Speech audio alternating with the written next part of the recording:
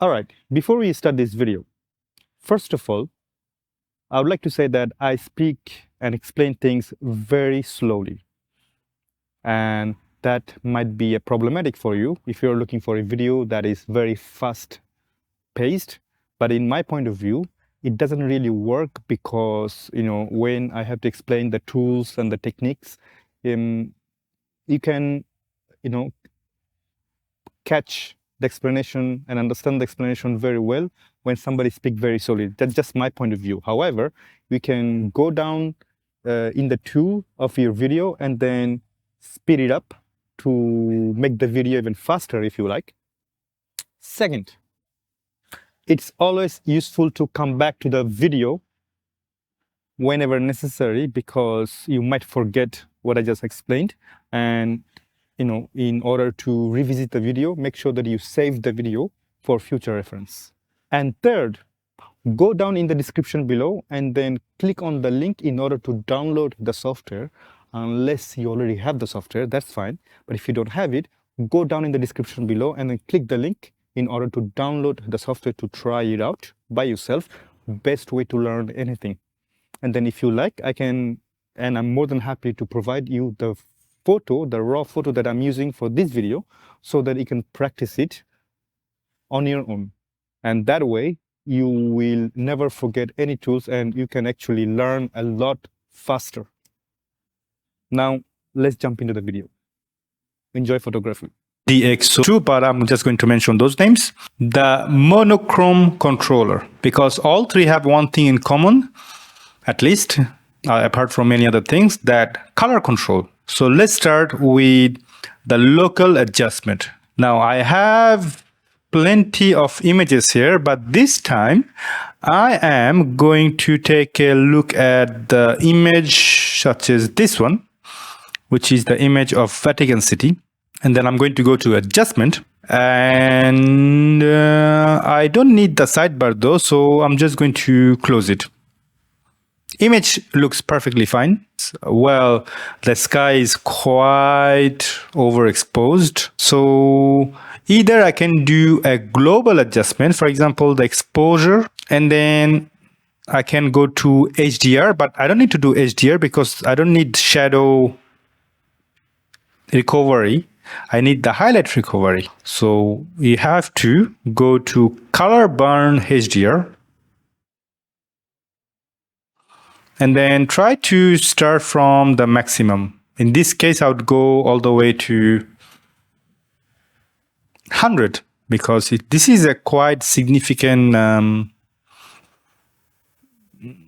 reduction of the highlight. But see that sometimes too much of highlight recovery can lead to some sort of halo effect. Let me show you to zoom in and zoom in there. You see that you have this some sort of hollow effect there. So what you can do, I'm gonna zoom out, and also the chromatic aberration is quite present. You see that doesn't look very pleasant in my eye. And on the side as well, you have a significant number of chromatic aberration. They will be fixable, but sometimes you need to make some sort of sacrifice. So you shouldn't, overdo it, in my opinion. Just a little bit of recovery should be sufficient. Right, now, once it's done, there is another way to do the, shadow and highlight recovery, which is, of course, the tool that I was going to show you. The local adjustment. Now, local adjustment, it's directly accessible from the top, or you can, of course, go down in the list and then turn on the activate the local adjustment. But, it's in front of us. Why not use it there? In the partial correction tool, which is the local adjustment, you have all the typical tool that you would be needed. The round circular tool, the gradient tool, the brush tool, the add curve. Curve and polygon are pretty much similar, but the curve bit more in a round way. You cannot just go zigzag. but the polygon, you really can go zigzag, which is very ideal in this scenario. For instance, I'm going to start here. Hang on a second. I think I got stuck a little bit. I'm going to leave it on the side and do that as much as I can. So ideally, you don't want to make these edges touch. You want to keep a nice distance. Otherwise, it wouldn't look natural. It takes some time, but trust me, that's the only time that you need. So I'm gonna go as fast as I can, but just for the sake of this tutorial, of course, and double click. Now, it did opposite. What it did, it added brightness. You don't want brightness, you want to reduce brightness. So first we're gonna go back. I am going to go to the exposure control and bring back the color burn to wherever it was, so that I can actually show you the effect of this polygon tool. Now, I'm not going to go to the individual tool anyway. It doesn't matter because they all kind of understandable. What I want to show you, which is something that very specific to silkypix Developer Studio Pro, to understand the masking area. So if you want to know where did you mask, you can click this little tool here. I don't know if you can see it. And you click it and it shows exactly where it has been masked. So you can see that already it's kind of went to the edges. So you can, of course, click the play with the feather, or while you have it there, you can now fine-tune the whole thing. So you can move it up, for instance, and make sure that it touches, but not too much.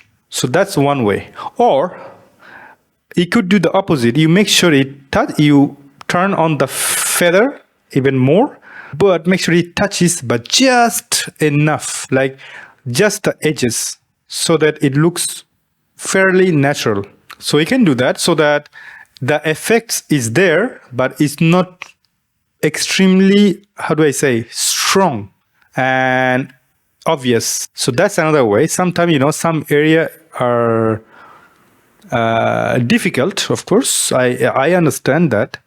Nothing much you can do. You have to try your best, or you can use the brush. So that's how it shows the mask. However, there is another one. Here, you can duplicate the mask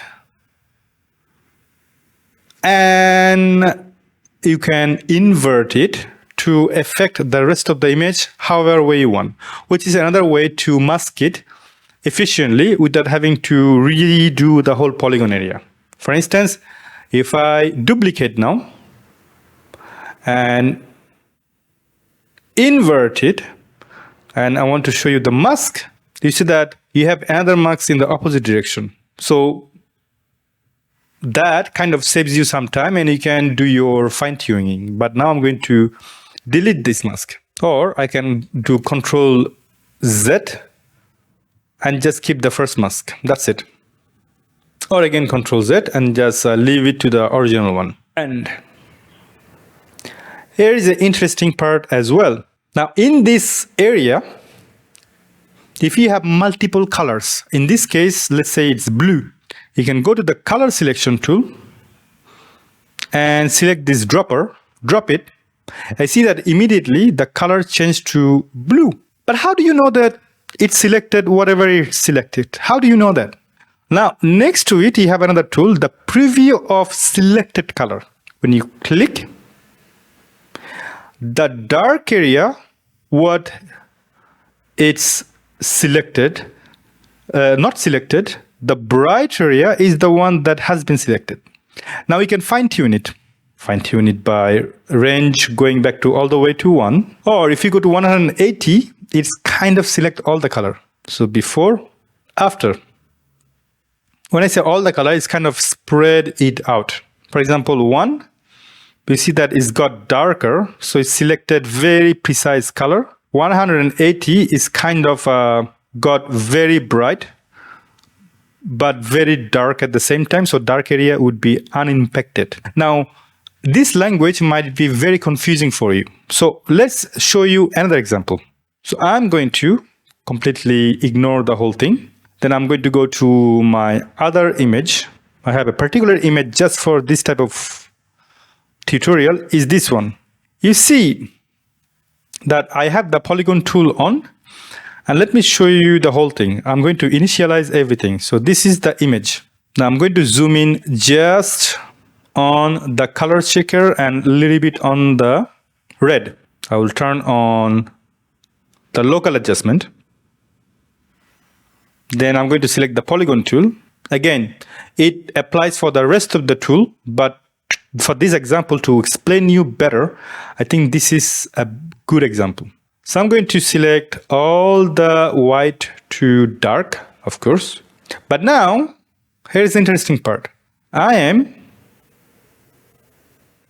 going to select just this block. Now, again, as I told you, you can play with the feather, for instance. So you have to go back and make sure the feather is very concentrated. So I'm going back to 0 just for the sake of this example. Now you know exactly where the mask has been applied. I turn it off. Now you want to select a particular color. So I'm going to reduce the default lightness to 0. Now I'm going to select the color as usual. So this dropper, what should I select? You tell me. I can hear you. So I'm going to select red, this pink, red, pink, whatever you want to call it. But is it precisely selected this color? How do we know? How do we know? You click the preview and voila. You know exactly this is the only color been selected, or the selected color here, it changed. Let me show you again. I am going to select a different color. And now I select yellow, so select yellow. Everything else became darker. So you know precisely which color you selected, and so on and so forth. However, see that hue slider, so you can manually select the hue. In this case, let's go to, as I move it, you see that it's changing color. So you can manually select the color, but I wouldn't go to that trouble because, it's too much work. It's time consuming. But, if you want to, go ahead. So it's going to select whatever color is there, and you change the color accordingly. I prefer the dropper. My life is too short. Now, again, the range, what it does. So I'm going to go to 1 first. So 1, it really precisely select the color of the chart. So you see that the range of yellow, bit more specifically, we got nothing left, just a few drop, few specks.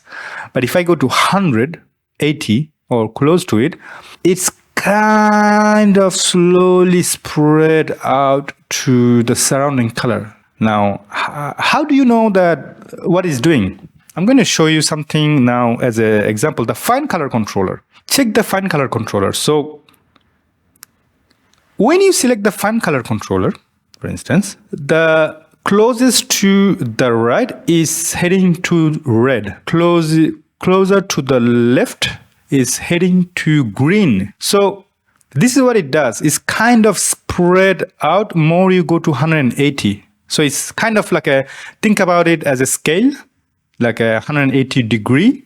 So it selects to more to left 180 degree and more to right 280 degree. And more you go to 60, if I believe, I think it's 60 or 45. So it selects to the 45 degree. So this is 45 degree. So it's kind of select the maximum possible of the yellow. More you go to the left, it gets narrower and narrower and narrower. Now it's 1 degree. So just one line of the yellow. Very specific. So it's very, they kind of really use kind of geometrical numbers here. So when you look at the number in the hue and I changed the color, I apologize. When you look at the range, it's really 1 degree to 180 degree. It literally is. So if you are asking yourself a question, what is 101 degree? What is 180 degree? Then you have to open the Fine Color Controller. So this is the degree that they're using. 45 degree, the sharper one is the 45 degree, then 180 degree and 360 degree, everything. So this is why I kind of combined the Fine Color Controller to explain you the partial color tool, because it's very important, because this one tool, the Fine Color Controller, kind of help you to understand this partial color tool. So I'm going to close it. But before I close it, of course, I should bring this over back. Now, that brings us to the Fine Color Controller. So Fine Color Controller is a color wheel. Either it can do the either it can do the global, that's what I was going to say, and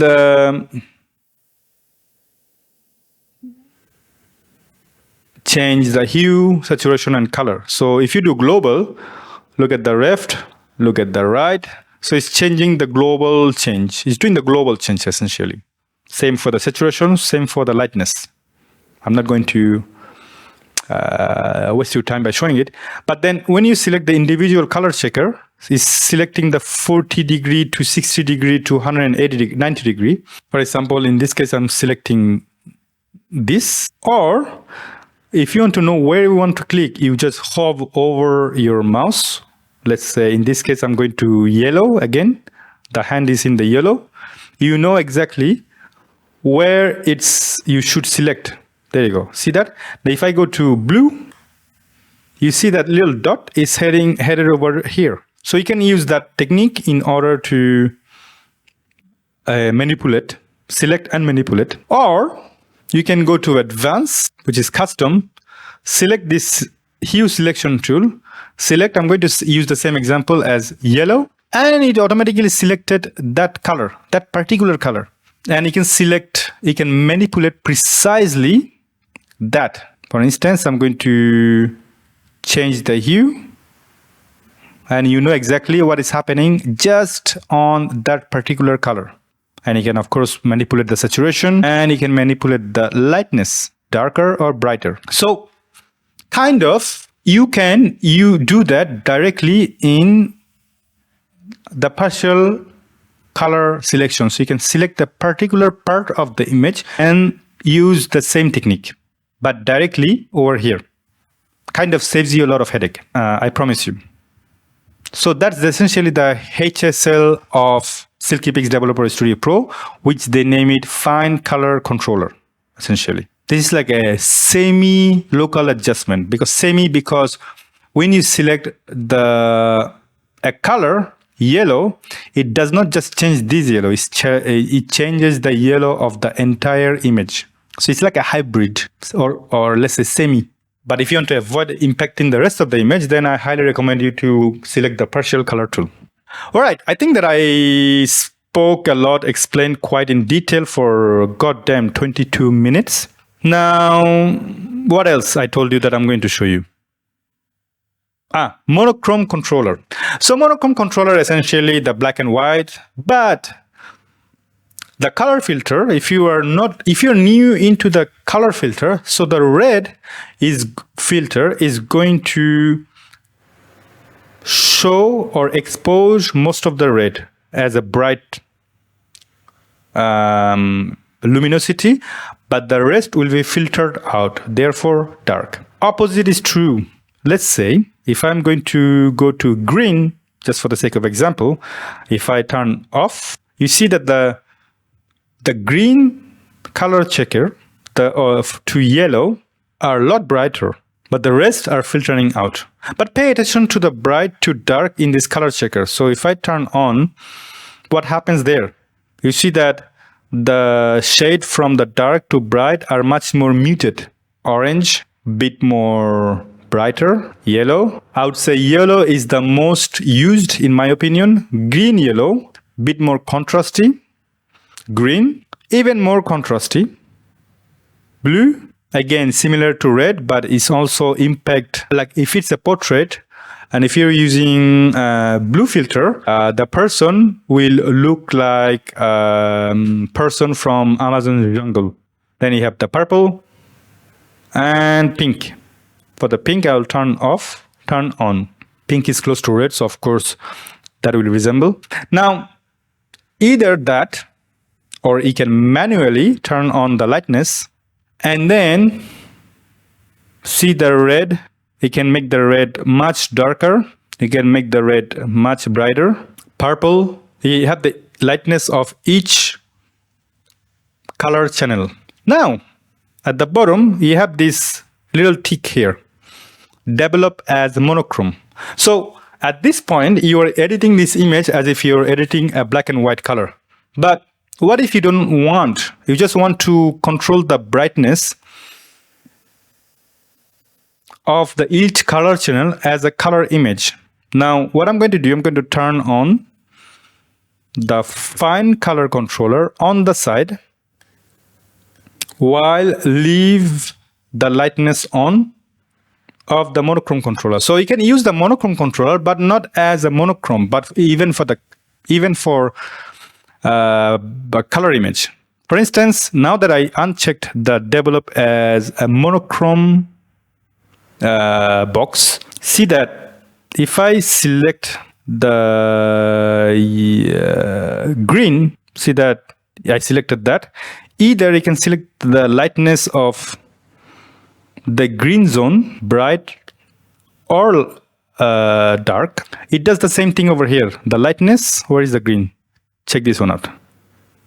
But in monochrome controller, it's much more smooth, where in the Fine Color Controller, I find it a little bit less smooth. Or even better, you can go back to the normal and select any of the selector here.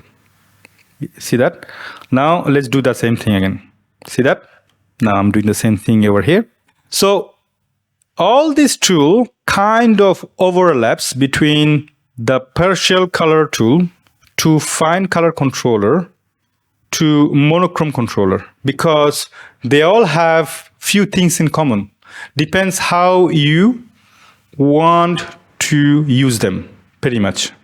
Otherwise, they all kind of resemble at least one tool when it comes to color, the saturation of color, and the brightness of color. And that's pretty fantastic in my opinion, because this is what makes silkypix developer a phenomenal tool in my opinion. So that's all for me. I think I spoke a lot. How long I've been talking about? 27 minutes. I'm sorry if it's too long. I told you that I speak very slowly because I think that is very important for me to explain you the tools that necessary. I hope you understand. If so, let me know what you think in the comment section below. Take care of yourself and bye-bye.